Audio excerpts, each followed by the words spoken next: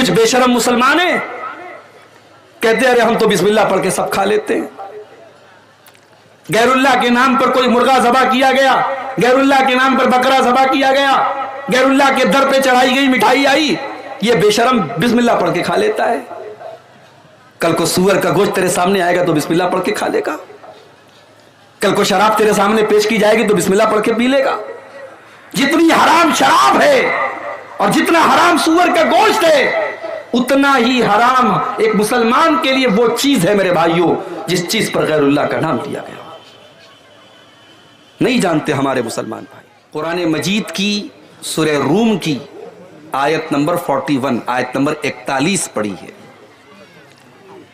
इस आयत में अल्लाह ताला ने दुनिया में जहां पर भी कोई मुसीबत है, कोई संकट है, कोई परेशानी है, कोई फसाद है, कोई बिगाड़ है, उसकी वजह क्या है, क्यों है दुनिया में बिगाड़। अभी कोरोना से हम निकले नहीं थे कि आज मुल्क के कितने हिस्सों में डेंगू फैला हुआ है। इंसान बीमार होता है, डॉक्टर के यहां जाता है, जांच आती है, प्लेटलेट कम हो गया, 1.5 लाख होना चाहिए 50,000 हो गया, अगले दिन 25,000 हो गया, प्लेटलेट खत्म, आदमी खत्म। एक मच्छर इंसान को मौत के घाट उतार दे रहा है मेरे भाई। मुल्क के कितने हिस्सों में आज सैलाब और बाढ़ से कितनी हलाकतें हुई। आपका ये सीमांचल का इलाका भी सैलाब से बहुत मुतासिर रहता है। कितनी जगहों पर सूखा पड़ जाता है, बारिश नहीं हो रही है, किसान परेशान है। ये मुसीबतें क्यों आती हैं मेरे भाई, ये परेशानियां क्यों आती हैं? अल्लाह ताला ने इस आयत में उसका जवाब दिया है। ज़हरल फसादु फिल बर्रि वल बहरि बिमा कसबत अयदिन नास। जमीन के अंदर, आसमान के अंदर, खुश्की के अंदर, तरी के अंदर, कायनात के चप्पे चप्पे में जहां पर भी तुमको फसाद नजर आए, बिगाड़ नजर आए, तबाही नजर आए, बर्बादी नजर आए, फबिमा कसबत अयदिन नास, तो ऐ इंसानों उस पर तुम गौर करो, विचार विमर्श करो, उस पर गौर करोगे तो तुम ये पाओगे वो तुम्हारे करतूतों का नतीजा है, वो तुम्हारे बुरे कामों का नतीजा है। दुनिया में जहां पर भी बिगाड़ है उसकी वजह सिर्फ और सिर्फ एक है, तुम्हारे बुरे करतूत है, तुम्हारे गलत काम है, तुम्हारे पाप हैं। ज़हरल फसादु फिल बर्रि वल बहरि बिमा कसबत अयदिन नास।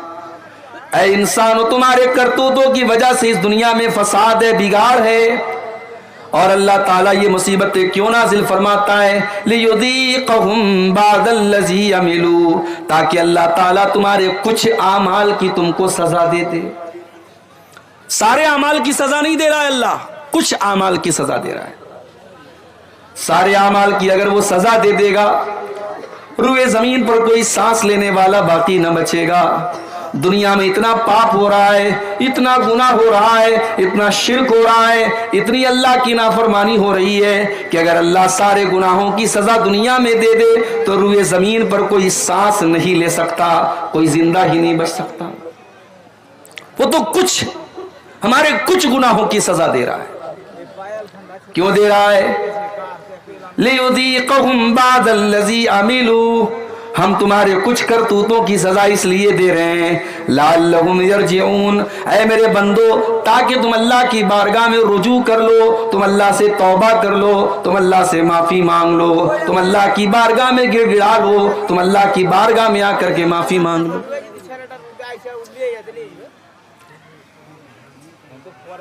मगर आप गौर कीजिए मेरे भाई, कोरोना की मुसीबत आई, एक एक मोहल्ले से, एक एक गांव से 20-20 जनाजे निकले। रमजान का महीना था, कितने शहरों में और कितने मोहल्लों में हमने देखा मस्जिदों से ऐलान हो रहा है, एक ऐलान खत्म हुआ दूसरा शुरू, दूसरा खत्म हुआ तीसरा शुरू। ये दौर भी हमने देखा। वो औरतें जो कभी चेहरा नहीं ढांकती थी, उन्हें भी अपने चेहरे को छिपाना पड़ा, उन्हें भी मास्क लगाना पड़ा। हवाई जहाज पर वो एयर होस्टेस जिसको अपने शरीर को नंगा रखने के लिए पैसा दिया जाता है, तनख्वाह दी जाती है, उस एयर होस्टेस को भी इस बीमारी ने सर से पैर तक नकाब में, उसको आप नकाब कहिए, उसको आप मास्क कहिए, उसको आप जो है सुरक्षा कवच कह लीजिए, कुछ भी कह लीजिए, उसको अपने शरीर को ढांपना पड़ा। हमने ये दौर भी देखा मेरे भाई। मुसलमान मस्जिद में नहीं जाता था, नमाज नहीं पढ़ता था। बहुत होता था लोग जुमा की नमाज में मस्जिद में आ जाते थे, लोग ईद बकरीद की नमाज में ईदगाह में आ जाते थे। कोरोना ने वो दौर भी हमको दिखाया कि अल्लाह ताला ने ऐसे हालात पैदा कर दिए कि मस्जिदों के दरवाजे बंद हो गए, मस्जिदों के दरवाजे बंद हो गए। तुम नहीं आते ना मस्जिद में, मत आओ। अब मस्जिद में तुम आ नहीं सकते, मस्जिद के दरवाजे तुम्हारे लिए बंद हो गए, तो चाह करके भी तुम मस्जिद में नहीं आ सकते। कोरोना के इस दौर में हमने ईद की नमाज अपने घर में अदा की, जो कभी नहीं कर सकते थे। तरावी की नमाज मैंने अपने घर पर अपने परिवार को पढ़ाई। मैं हाफिज नहीं हूं, लेकिन उसी कोरोना के दौर में मैंने 10 पारे याद करके अपने घर में तरावी की नमाज पढ़ाई। मेरी मां का आखिरी रमजान था, अल्लाह ने ये तौफीक भी मुझको बख्शी कि आखिरी रमजान की तरावी की नमाजें मेरी मां ने मेरे पीछे पढ़ी, जो जिंदगी में कभी पॉसिबल नहीं था। कोरोना ने हमको वो हालात भी दिखाए मेरे भाई। लेकिन हालात जैसे ही नॉर्मल हुए, हम और आप अपने पुराने ढर्रे पर लौट आए, हम अल्लाह की नाफरमानियों में लग गए मेरे भाई। जिना के अड्डे आबाद हो गए। दिल्ली के अंदर जब लॉकडाउन खुला तो सबसे पहले शराब की दुकानों पर लाइन लग गई।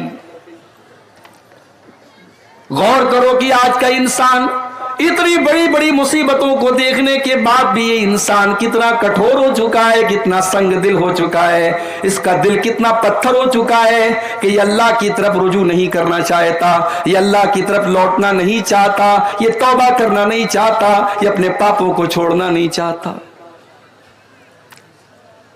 मेरे प्यारे साथियों, कुरान का पहला पारा उठाओ। अल्लाह ने यहूदियों का तज़किरा करते हुए फरमाया, तुम कसत कुलूबुकुम मिन बादि ज़ालिका फहिय कल हिजारति औ अशद्दु कसवा। ऐ यहूदियों, तुमने अल्लाह की इतनी नाफरमानी की, तुमने इतने पाप किए, तुमने इतने गुनाह किए कि तुम्हारे दिल तो पत्थरों से भी ज्यादा कठोर हो गए, तुम्हारे दिल तो पत्थरों से भी ज्यादा सख्त हो गए। व इन्न मिनल हिजारति लमा यतफज्जरु मिनहुल अनहार। इसलिए कि पत्थर तो कुछ ऐसे भी होते हैं कि पत्थर के अंदर से पानी रिस रिस करके बहने लगता है। व इन्न मिनहा लमा यशक्ककु फयखरुजु मिनहुल मा। पत्थर तो कुछ ऐसे भी होते हैं कि जब पत्थर के ऊपर बार बार पानी पड़ता है तो पत्थर के अंदर भी सुराख हो जाता है और पत्थर से पानी बहने लगता है। व इन्न मिनहा लमा यहबितु मिन खशियतिल्लाह। पत्थर तो कुछ ऐसे भी होते हैं जो अल्लाह के खौफ से झुक जाते हैं, नरम पड़ जाते हैं। मगर यहूदियों, तुम तो इतने सख्त दिल हो चुके हो कि तुम्हारे दिल तो उन पत्थरों से भी ज्यादा गए गुजरे हैं। अल्लाह ने तो यहूदियों के बारे में कहा था। आज यहूदियों की जगह हम और आप अपने आप को रख करके सोचें, हमारे दिल भी मेरे भाइयों पत्थरों से भी ज्यादा सख्त हो गए। रोजाना जलसे हो रहे हैं। नवंबर दिसंबर का महीना आपके सीमांचल में जलसों का महीना है। आज इस गांव में तकरीरें, कल उस गांव में तकरीरें, परसों फला गांव में तकरीरें, 20-20 तकरीरें हम सुन रहे हैं। लेकिन बेनमाजी आज भी बेनमाजी है, सिगरेट पीने वाला आज भी सिगरेट का आदी है, शराब पीने वाला आज भी शराब का आदी है, हराम खाने वाला आज भी हराम खोर है। क्यों मेरे भाई? इसलिए कि गुनाह करते करते, पाप करते करते हमारे दिलों के ऊपर अल्लाह ने मुहर लगा दी है। अल्लाह के प्यारे नबी फरमाते हैं, इन्नल अब्द इज़ा अख्ता खतियतन, जब बंदा कोई गुनाह का काम करता है, जब बंदा कोई पाप करता है, नुकितत फी क़ल्बिही नुक्ततुन सौदा, तो अल्लाह ताला उसके दिल के ऊपर एक काले रंग का धब्बा डाल देता है, एक ब्लैक कलर का, एक काले रंग का पॉइंट और धब्बा उसके दिल के ऊपर डाल दिया जाता है। अगर बंदा तौबा कर लेता है, वो धब्बा मिटा दिया जाता है। लेकिन अगर बंदा बार बार उसी गुनाह को करता है, बार बार अल्लाह अल्लाह को नाराज करता है, बार बार वो गलत काम करता है, तो वो काले रंग के धब्बे उसके दिल के ऊपर बढ़ते चले जाते हैं। हत्ता तालु व कल्बहू, यहां तक के पूरा दिल, पूरा का पूरा दिल काला हो जाता है। और जब दिल काला हो जाता है, अल्लाह के प्यारे नबी फरमाते हैं फजाली कर्रानो, तो दिल के ऊपर एक गिलाफ चढ़ जाता है, एक पर्दा चढ़ जाता है। और इसी पर्दे का जिक्र अल्लाह ने कुरान में किया, कल्ला बल राना अला कुलूबिहिम मा कानू यक्सिबून। मेरे बंदो, तुम्हारे करतूतों की वजह से, तुम्हारे गलत कामों की वजह से तुम्हारे दिलों के ऊपर पर्दा पड़ चुका है। आप तो खुश नसीब हैं, शायद आपको अंदाजा ना हो। जब आप ये कहते हैं ना कि हम अहले हदीस हैं, तो ये कोई मजाक नहीं है मेरे भाई। अल्लाह ने आपको बहुत सारी गंदगियों से बचाया है। उत्तर प्रदेश में आओ, बनारस से 200 किलोमीटर की दूर पर एक दरगाह है, नाम है कचौछा शरीफ। हर जुमेरात को औरतें जाकर के सजदा कर रही है वहां पर। और आगे बढ़ो, लखनऊ के करीब देवा शरीफ, रंडी का नाच होता है वहां देवा शरीफ के उर्स के मौके पर। और आगे बढ़ो, दिल्ली में निजामुद्दीन की दरगाह, वहां पर लोग सजदे कर रहे हैं। और आगे बढ़ो, राजस्थान में अजमेर है, मस्जिद बगल में है, अल्लाह के दर पे सजदा करने वाले नहीं है, मगर ख्वाजा मोइनुद्दीन चिश्ती अजमेरी की कब्र पर लाखों लोग सजदा कर रहे हैं। आज का मुसलमान शिर्क कर रहा है, उसके बाद कहता है कि मुझे जूते क्यों पड़ रहे। तुझे जूते, तुझे अल्लाह ताला ने जिस चीज का तुझे जिम्मेदार बनाया था, ला इलाहा इल्लल्लाह, तूने उस ला इलाहा इल्लल्लाह की को खत्म कर डाला। तूने इतना शिर्क किया है और अल्लाह को छोड़ करके गैरों के दर पर तूने अपनी पेशानी को इतना जलील किया है कि अल्लाह ताला अगर चाहे तो तुझे सफेद हस्ती से मिटा दे। कल रात में मेरा प्रोग्राम था यूपी के अंदर, लखनऊ के करीब में जगह राय बरेली। मुझे वहां के नौजवानों ने दावत दी, कहा शेख साहब हमारे यहाँ बिल्कुल अहले हदीस नहीं है, 2 4 5 घर के लोग हैं, आप आइए। पूरा इलाका कब्र परस्तों का इलाका है। मोहब्बत रसूल के मौजू पर वहां मेरी तकरीर हुई। बड़ा अच्छा कस्बा है यूपी का राय बरेली, बड़ी तरक्की भी है वहां के मुसलमान। मुसलमान तो हैं, वो कौन से मुसलमान हैं? अल्लाह को छोड़ करके गैरों के दर पे सर झुकाने वाले। दीपावली का त्योहार आया, हमारे कितने मुसलमान गैर मुस्लिमों को मुबारकबाद भी दे रहे थे और बड़े बड़े बैनर लगा रहे थे। इसी बिहार में सीवान में एक जगह मैंने देखा, बैनर लगा था, कोई मुसलमान दुकानदार अपने गैर मुस्लिम भाइयों को दिवाली की मुबारकबाद दे रहा था और बैनर पे लिखा था मां लक्ष्मी आप पर कृपा करे। यानी मुसलमान को यह भी पता नहीं है कि तौहीद का मतलब क्या है और शिर्क का मतलब क्या है और कौन सी चीज ऐसी है जो उसकी तौहीद को बर्बाद कर देती है। कुछ बेशरम मुसलमान हैं, कहते अरे हम तो बिस्मिल्लाह पढ़ के सब खा लेते हैं। गैरुल्लाह के नाम पर कोई मुर्गा ज़बा किया गया, गैरुल्लाह के नाम पर बकरा ज़बा किया गया, गैरुल्लाह के दर पे चढ़ाई गई मिठाई आई, ये बेशरम बिस्मिल्लाह पढ़ के खा लेता है। कल को सूअर का गोश्त तेरे सामने आएगा तो बिस्मिल्लाह पढ़ के खा लेगा। कल को शराब तेरे सामने पेश की जाएगी तो बिस्मिल्लाह पढ़ के पी लेगा। जितनी हराम शराब है और जितना हराम सूअर का गोश्त है, उतना ही हराम एक मुसलमान के लिए वो चीज है मेरे भाइयों जिस चीज पर गैरुल्लाह का नाम लिया गया। नहीं जानते हमारे मुसलमान भाई। आजकल बड़ा मीडिया में एक मामला चल रहा है, दिल्ली के अंदर एक मुसलमान लड़के ने गैर मुस्लिम लड़की के साथ लिव इन रिलेशनशिप में रहते थे। अब यह भी चल रहा है समाज में, शादी के बगैर लड़का लड़की रह रहे, समाज को कोई एतराज नहीं है, समाज उसको बर्दाश्त कर रहा है। ये नया भारत है, ये आधुनिक भारत है, ये मॉडर्न भारत है। मेरा इस्लाम तो ये कहता है तुम निकाह कर रहे हो, तुम शादी कर रहे हो। मौलवी साहब भी आ गए, उन्होंने निकाह भी पढ़ा दिया, लेकिन आपका मकसद घर बसाना नहीं है, आपका मकसद सिर्फ अपनी शहवत को पूरी करना है तो कुरान कहता है कि ऐसा निकाह करना जायज नहीं है। मुहसिनीना गैर मुसाफिहीना, निकाह का मकसद घर बसाना है, परिवार बसाना है, सिर्फ अपनी शहवत को और अपनी सेक्सुअल डिजायर को पूरा करना नहीं है। भाई इंसान और जानवर में कुछ तो फर्क होना चाहिए। यानी इस्लाम इस बात की भी इजाजत नहीं देता कि आप निकाह करें इस मकसद के तहत कि हम सिर्फ अपनी ख्वाहिश पूरी करें। नहीं, आपको घर बसाना है, आपको बीवी का हक अदा करना है। वो इस्लाम जो निकाह के मामले में इतनी पाबंदी लगाता है, क्या वो इस्लाम इस बात की इजाजत दे देगा कि लड़का लड़की बगैर शादी के लिव इन रिलेशनशिप में रहें? खुली हुई ज़िनाकारी है।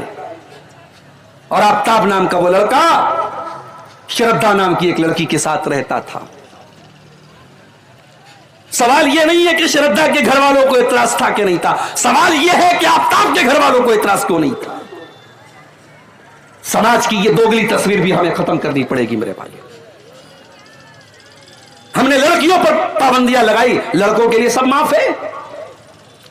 स्टेज से तकरीरें होती हैं, लड़कियां मेकअप ना करें, लड़कियां खुशबू ना लगाएं, लड़कियां नकाब में रहें, लड़कियां पर्दे में रहें, और लड़का रात रात भर घर से गायब रहे, उसके ऊपर कोई कानून नहीं है। इस्लाम के अंदर कोई वन वे ट्रैफिक नहीं है मेरे भाई। अगर इस्लाम एक लड़की को यह हुक्म देता है, एक औरत को हुक्म देता है कि वो पर्दे में रहे, वो बेहयाई ना करे, वो ज़िनाकारी का कोई काम ना करे, तो इस्लाम एक मर्द को भी हुक्म देता है कि वो अपनी निगाहों को नीचे रखे, वो ज़िना के करीब न जाए। वला तक़रबुज़्ज़िना इन्नहु काना फ़ाहिशतन वसाअ सबीला, ऐ मुसलमानों तुम ज़िना के करीब भी न जाना, वो बड़ा ही बुरा रास्ता है, बड़ा ही बुरा काम है। और जानते हो, मैं अभी कटिहार से आपके इस गांव में आ रहा था, रास्ते में कहीं ब्रिज बन रहा था, ब्रिज के ऊपर रास्ता अभी बना नहीं है, तो ब्रिज के शुरुआत में सरकार ने, गवर्नमेंट ने एक बड़ा सा बोर्ड लगा दिया जिस पर क्रॉस का निशान बना दिया कि ये रास्ता जाने का नहीं, इस पर मत जाना।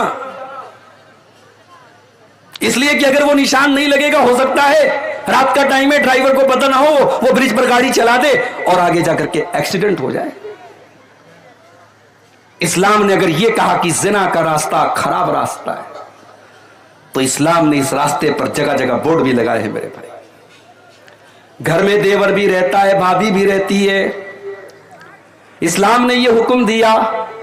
अल्लाह के नबी ने फरमाया इय्याकुम वद्दुखूल अलन निसा, जो औरतें तुम्हारे लिए गैर महरम है, जो तुम्हारी माँ नहीं है, जो तुम्हारी बहन नहीं है, जो तुम्हारी बेटी नहीं है, जो तुम्हारी बहू नहीं है, उन औरतों के पास तुम न जाया करो, उनके पास तुम तन्हाई में न जाया करो, उनके साथ तुम अकेले में न रहा करो।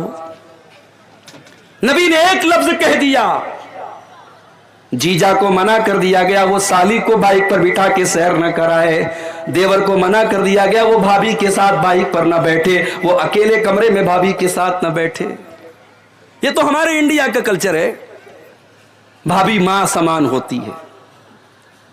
इस्लाम की नजर में भाभी मां समान नहीं होती है। इस्लाम की नजर में भाई के मरने के बाद छोटा भाई अपनी भाभी से शादी भी कर सकता है, भाई के तलाक के बाद शादी कर सकता है, वो आपके लिए गैर महरम है, महरम नहीं है वो आपके लिए, पर्दा है आपका, उससे लिमिट होनी चाहिए आपके और उसके बीच।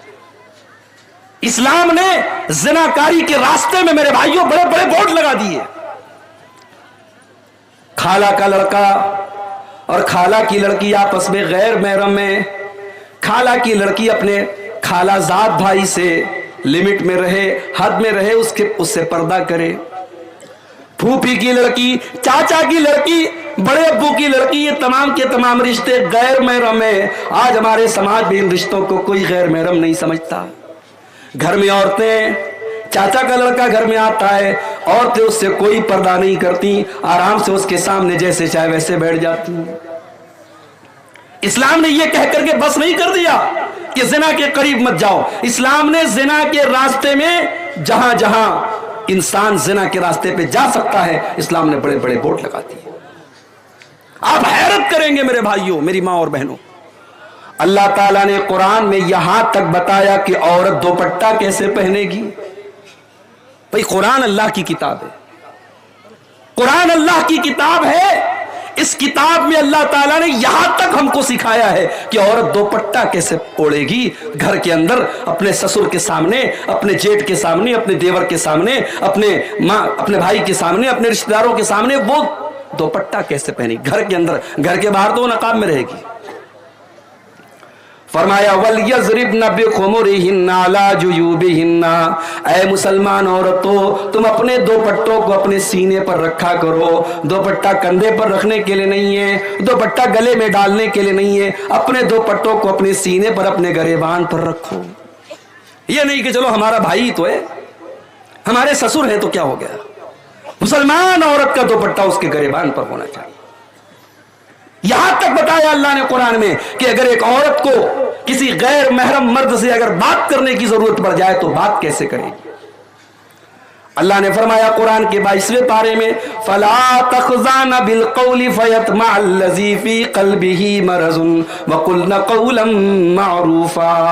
ऐ मुसलमान औरतों, जब तुम्हें किसी गैर मर्द से बात करने की नौबत आ जाए और बात करने की जरूरत पड़ जाए तो तुम अपनी आवाज में नरमी पैदा न करो, अपनी आवाज में लचक न पैदा करो, तुम अपनी आवाज में कड़क अंदाज पैदा करो, तुम सख्ती के साथ बात करो। सामने वाले को ये न लगे ये मुझको लाइन दे रही है, सामने वाले को ये न लगे कि ये मुझे सिग्नल दे रही है। सामने वाले की उम्मीदों को तोड़ दो, तुम सख्ती से बात करो, तुम नरमी से बात न करो। आजकल ये भी चल रहा है, फेसबुक वाली दीनी